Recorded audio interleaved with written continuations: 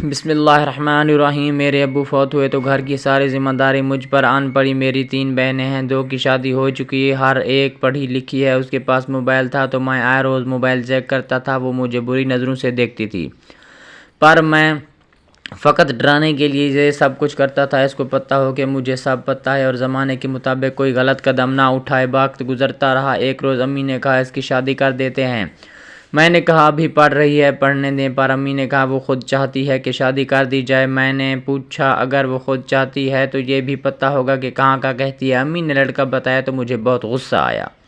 میں نے کہا وہ کسی حال لڑکا ٹھیک نہیں۔ بہن کو بلایا اور کہا تم بات کرتی ہو اس سے؟ بولی نہیں، اور یہ الزام آپ مجھ پر کیسے لگا سکتے ہیں؟ میں نے ہاتھوں سے موبائل چھین لیا، دیکھا تو اس کی کال چل رہی تھی۔ میں نے زور سے تھپڑ مارا کہ تمہیں شرم نہیں آتی؟ آوارہ لڑکا ہے، گھر والے بھی تنگ ہیں اس سے، اور تم ہو کہ شادی کرنے پر تلی ہو۔ وہ بولی میں جاب کروں گی اور باپ اس کا تو پیسے والا ہے، مجھے پسند ہے، اور کہہ کے کمرے میں چلی گئی۔ میرا خون کھول رہا تھا۔ امی نے پاس بٹھایا اور کہا کہ یہی بات میں بہت پہلے اس کو سمجھا رہی ہوں پر نہیں مان رہی۔ مجھے تو ڈر ہے کہ کوئی غلط قدم نہ اٹھا لے۔ میں سمجھ گیا اب کچھ نہیں ہو سکتا۔ امی کو کہا اس کو کہیں بلائے انہیں، اور شادی کے لیے تیار ہوں میں۔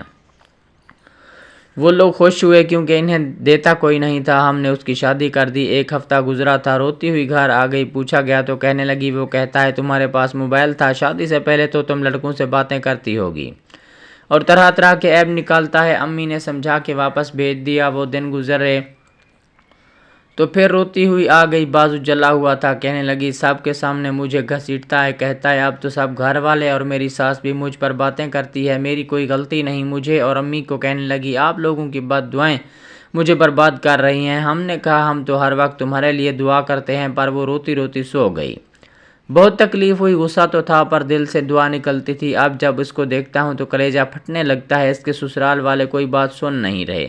بہت کوشش کی، جب جاتی ہے مار مار کے واپس بھیج دیتے ہیں۔ اب بات طلاق تک آن پہنچی ہے، آج نہ کل یہ بھی ہو جائے گی، کیونکہ حالات ایسے ہی نظر آ رہے ہیں۔ میری بہنوں، ماں باپ بھائی آپ کے دشمن نہیں ہوتے، وہ باہر کی دنیا دیکھ چکے ہوتے ہیں۔ مانتا ہوں اسلام آپ کو پسند کی اجازت دیتا ہے، پر سوچ سمجھ کر پیار کیا کریں، سوچ سمجھ کر قدم اٹھایا کریں۔ پیار ہی سب کچھ نہیں ہوتا، پوری زندگی جس کے ساتھ گزارنی ہو اس کو اچھی طرح پرکھ لیا کریں۔ اپنے ماں باپ بہنوں سے پوچھ لیا کریں۔